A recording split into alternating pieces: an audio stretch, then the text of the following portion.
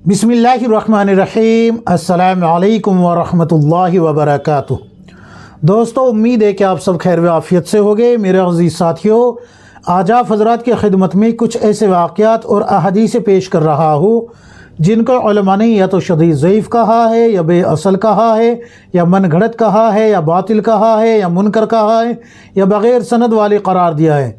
यानी जो भी हुक्म होगा आप हज़रात की खिदमत में पेश कर दिया जाएगा।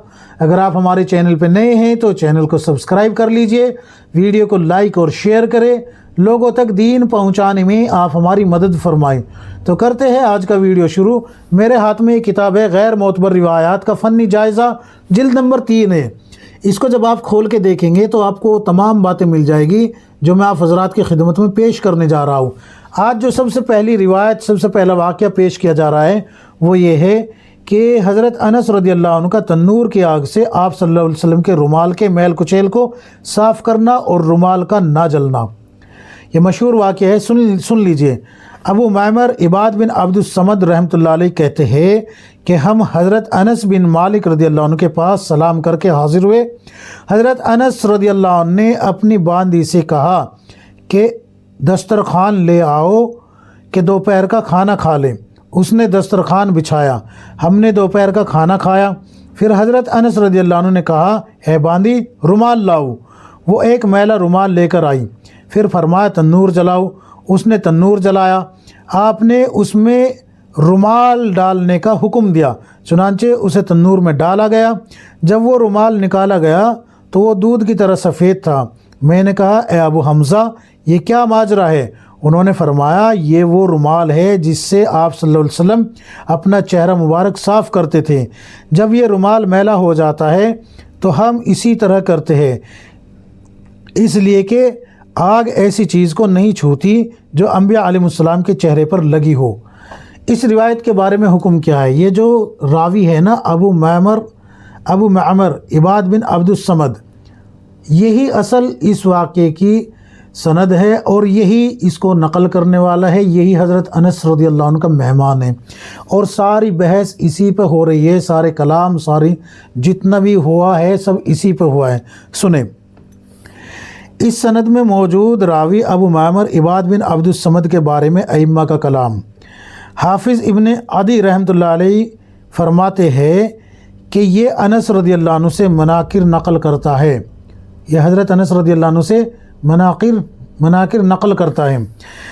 नीज़ और ये फरमाते हैं, इबाद बिन अब्दुस्समद की अनस रज़ियल्लाहु अन्हु से मुनकर हदीस के अलावा भी अहदीस है और उनमें से अक्सर रिवायत हज़रत अली रज़ियल्लाहु अन्हु के फ़ज़ाइल के मुताल्लिक़ है। इबाद बिन अब्दुस्समद ज़ईफ़ मुनकरुल हदीस है, उसके साथ साथ वो तशी में गाली है, यानी कि शिया भी है। तो ये मुनकरुल हदीस है और ज़ईफ़ भी है। अबू हातिम रहमतुल्लाह अलैह फरमाते हैं, ये बहुत ज़्यादा ज़ईफ़ुल हदीस है, मुनकरुल हदीस है। इसकी कोई सही हदीस नहीं, मैं इसकी कोई सही हदीस नहीं पाता। इमाम बुखारी रहमतुल्लाह अलैह भी यही फरमाते हैं। इसी तरीके से हाफिज़ इब्न हब्बान रहमतुल्लाह अलैह फरमाते हैं कि ये बहुत ज़्यादा मुनकरुल हदीस है। ये हज़रत अनस बिन मालिक रज़ियल्लाहु अन्हु से ऐसी रिवायतें नकल करता है जो उनकी रिवायत में से नहीं है, और मेरा ख़याल नहीं है कि इसने हज़रत अनस बिन मालिक रज़ियल्लाहु अन्हु से कुछ भी सुना हो। जिन रिवायतों में जमात सिक़ा उनकी मुआफ़िक़त करती है, उन रिवायतों से भी इस्तदलाल करना जायज़ नहीं है। तो और भी बहुत सारे कलाम किए गए हैं, जैसे कि हाफिज़ उक़ैली रहमतुल्लाह अलैह ने किया है। इसी तरीके से इमाम बुखारी का भी पीछे गुज़र चुका है। तो सारा लब्बे लुबाब ये निकलता है, खुलासा कलाम ये है कि ये वाक़या शदीद ज़ईफ़ है, इसको बयान नहीं कर सकते। इसमें जो रावी है ये मुनकरुल हदीस है, शिया है, इसी तरीके से ज़ईफ़ुल हदीस भी है। और उलमा ने बिल्कुल साफ़ लफ्ज़ों में कहा है कि ये काबिल कबूल नहीं है, इसकी कोई भी रिवायत काबिल कबूल नहीं है। अच्छा जी, अगली रिवायत भी सुन लीजिए, बड़ी मशहूर है। 27 रजब के रोज़े व नमाज पर 100 साल के रोज़े और नमाज का सवाब। रिवायत सुन लीजिए।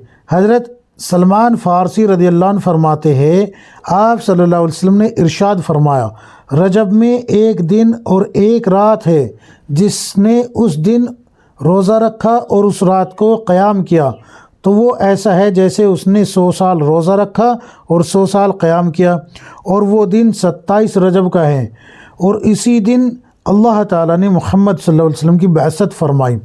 یہ روایت امام بہقی رحمۃ اللہ علیہ نے شعب الایمان میں تخریج فرمائی ہے، یعنی کہ تحقیق کی ہے۔ تخریج کا مطلب ہے تحقیق کی ہے۔ تحقیق کر کے امام بہقی رحمۃ اللہ علیہ فرماتے ہیں یہ حدیث ایک دوسری سند سے بھی منقول ہے جو اس سے بھی زیادہ ضعیف ہے، یعنی کہ یہ شدید ضعیف کا حکم لگایا امام بہقی رحمۃ اللہ علیہ نے، لیکن حافظ ابن حجر عسقلانی رحمۃ اللہ علیہ فرماتے ہیں کہ حدیث انتہائی منکر ہے۔ کیا فرما رہے ہیں ابن حجر عسقلانی رحمۃ اللہ علیہ؟ یہ حدیث انتہائی منکر ہے۔ اسی طریقے سے علامہ عبد الحق دہلوی رحمۃ اللہ علیہ فرماتے ہیں اس روایت میں خالد بن حیاج ہے اور ابن حیاج متروک ہے، اور اس کی بہت ساری منکر احادیث ہے، اور اس روایت میں ذمہ دار حیاج کا بیٹا خالد ہے، یہی اس حدیث میں آفت ہے۔ اسی طریقے سے امام نسائی رحمۃ اللہ علیہ بھی صاف لفظوں میں لکھتے ہیں کہ ان کی مطابقت نہیں کی جا سکتی۔ اسی طریقے سے بہت سارے اور بھی محدثین ہیں جیسے کہ امام بخاری رحمۃ اللہ علیہ ہے، یہ بھی بالکل صاف لفظوں میں اس کو منکر کہہ رہے ہیں۔ تو اس روایت کا حکم کیا ہے؟ یہ روایت بالکل جو ہے قابل قبول نہیں ہے، شدید۔ اس روایت کا حکم یہ ہے کہ یہ منکر ہے، اس کو آپ صلی اللہ علیہ وسلم کے انتساب سے بیان نہیں کیا جا سکتا، یہ منکر روایت ہے۔ اس کی حقیقت صرف اتنی ہے کہ یہ منکر ہے، اللہ کے نبی صلی اللہ علیہ وسلم کی حدیث نہیں ہے۔ اس کو جو ہے امام بہقی نے شعب الایمان میں بالکل صاف لفظوں میں منکر کا حکم لگا دیا۔ اچھا جی، اگلی روایت بھی سن لیجئے۔ امر بالمعروف اور نہی عن المنکر کرنے والوں کے لیے جنت ایسے مزین کی جاتی ہے جس طرح ام المؤمنین ام سلمہ آپ صلی اللہ علیہ وسلم کے لیے مزین ہوتی ہے۔ مشہور ہے یہ کہ حضرت ابوبکر صدیق رضی اللہ عنہ نے آپ صلی اللہ علیہ وسلم سے پوچھا یا رسول اللہ، جو کفار اور مشرکین سے قتال کرتے ہیں وہ تو مجاہد ہے، کیا ان کے علاوہ بھی کوئی اور مجاہد ہے جو زمین پہ ہو؟ تو اللہ کے نبی صلی اللہ علیہ وسلم نے فرمایا ہاں، ایسے مجاہد اللہ کے ایسے مجاہد بھی ہے جو زمین پہ زندہ بھی ہے اور شہداء سے زیادہ افضل ہے، جنہیں رزق بھی دیا جاتا ہے اور وہ زمین پر چلتے پھرتے ہیں۔ اللہ تعالیٰ آسمان کے فرشتوں کے سامنے ان پر فخر کرتا ہے، ان کے لیے اس طرح، اور جنت ان کے لیے اس طرح آراستہ کی جاتی ہے جس طرح ام سلمہ رضی اللہ عنہ آپ صلی اللہ علیہ وسلم کے لیے مزین ہوتی ہے، یعنی کہ سجتی سنورتی ہے۔ مزید فرمایا کہ یہ جو مجاہد ہو گئے، یعنی کہ یہ جو ہو گئے تو ان کی پہچان کیا ہے؟ حضرت ابوبکر صدیق رضی اللہ عنہ نے پوچھا کہ یا رسول اللہ ان کی پہچان کیا ہے، وہ کون لوگ ہیں؟ تو آپ صلی اللہ علیہ وسلم نے فرمایا کہ وہ امر بالمعروف اور نہی عن المنکر کرنے والے، یعنی کہ نیکی کا حکم کرنے والے اور برائی سے روکنے والے ہیں۔ تو مزید اور آپ صلی اللہ علیہ وسلم نے یہ فرمایا کہ اس ذات کی قسم جس کے قبضے میں میری جان ہے، بے شک ان جنت والوں میں ایک بندہ جنت کے بالا خانوں میں سے اوپر کے بالا خانوں میں ہوگا، جو شہداء کے بالا خانوں سے بھی اوپر ہوگا۔ اس میں سے ہر کمرے کے 3 لاکھ دروازے ہوں گے، اس میں یاقوت سبز زمرد کے دروازے ہوں گے، ہر دروازے پر نور ہوگا، بے شک ان میں سے ہر ایک شخص 3 لاکھ حوروں سے نکاح کرے گا جو جھکی ہوئی نگاہوں والی ہوگی۔ جب یہ ان میں سے کسی ایک کی طرف دیکھے گا تو وہ کہے گی کہ تجھے یاد ہے فلاں دن جس میں تو نے امر بالمعروف اور نہی عن المنکر کیا تھا؟ اور جب بھی وہ یعنی کسی بھی حور کی طرف دیکھے گا تو وہ حور اس کو یاد دلائے گی کہ میں وہ ہوں جس دن تو نے لوگوں کو نیکی کا حکم کیا تھا، برائی سے روکا تھا، اللہ نے تیرے لیے مجھے پیدا کیا تھا۔ تو اس روایت کے بارے میں حکم کیا ہے؟ اس روایت پہ جو کلام کیا گیا ہے، حافظ الراقی رحمۃ اللہ علیہ فرماتے ہیں یہ منکر روایت ہے۔ کیا فرماتے ہیں؟ یہ منکر روایت ہے۔ علامہ مرتضیٰ زبیدی رحمۃ اللہ علیہ فرماتے ہیں میں مذکورہ روایت کے متعلق حافظ عراقی رحمۃ اللہ علیہ کا کلام نقل کرنے پر اکتفا کرتا ہوں، اور اسی طریقے سے علامہ تاج الدین سبکی رحمۃ اللہ علیہ فرماتے ہیں مجھے اس کی سند نہیں ملی۔ تو روایت کا حکم کیا لگا؟ روایت کا حکم یہ نکلتا ہے کہ مذکورہ روایت کے متعلق حافظ عراقی رحمۃ اللہ علیہ، علامہ تاج الدین سبکی رحمۃ اللہ علیہ فرماتے ہیں کہ یہ ہمیں سندن نہیں ملی۔ نیز حافظ عراقی رحمۃ اللہ علیہ نے اسے منکر بھی کہا ہے۔ علامہ مرتضیٰ زبیدی رحمۃ اللہ علیہ نے حافظ عراقی رحمۃ اللہ علیہ کے کلام کو نقل کرنے پر اکتفا کیا ہے۔ چنانچہ اس روایت کو آپ صلی اللہ علیہ وسلم کے انتساب سے بیان کرنا درست نہیں ہے۔ یہ منکر روایت ہے۔ بھائی صاف لفظوں میں کیا کہا جا رہا ہے؟ منکر ہے یہ، اس کو بیان نہیں کر سکتے۔ کئی حضرات جو ہے نا اعتراض کر سکتے ہیں، لو جی پھر جو ہے بکھیڑا کھڑا کر دیا ہماری جان کو، تو ہم نے نہیں کیا بھائی۔ وہی بزرگان دین جو ائمہ حضرات ہیں انہوں نے صاف لفظوں میں کہا ہے۔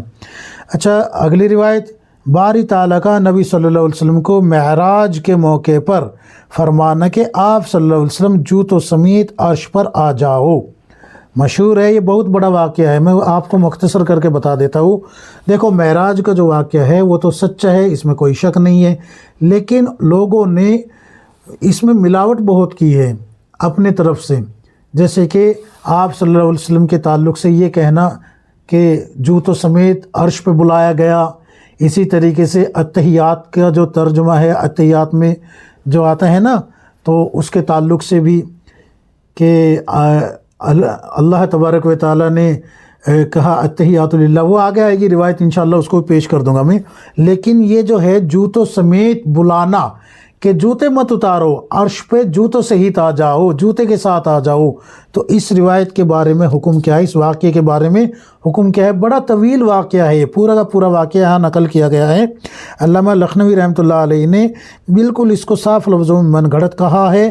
بہت سارے علماء نے اس پہ من گھڑت کا حکم لگایا ہے، یعنی کہ یہ واقعہ من گھڑت ہے، اس کی کوئی حقیقت نہیں ہے، اس کو بیان نہ کیا جائے، بیان کرنے سے بچے۔ اللہ کے نبی صلی اللہ علیہ وسلم کی احادیث کا مفہوم ہے کہ میری طرف منسوب کر کے بات کرنے میں احتیاط برتنا ہی بہتر ہے۔ مفہوم بتا رہا ہوں، ایسے الفاظ نہیں ہیں۔ اللہ کے نبی صلی اللہ علیہ وسلم کی احادیث کا مفہوم ہے کہ جو میری طرف منسوب کر کے بات کرے اس میں کمی یا زیادتی کرے یا جھوٹ بولے، وہ اپنا ٹھکانہ جہنم میں بنا لے۔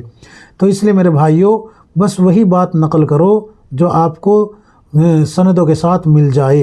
اللہ تبارک و تعالی ہم سب کو کتاب و سنت کے مطابق زندگی گزارنے کی توفیق عطا فرمائے، آمین یا رب العالمین۔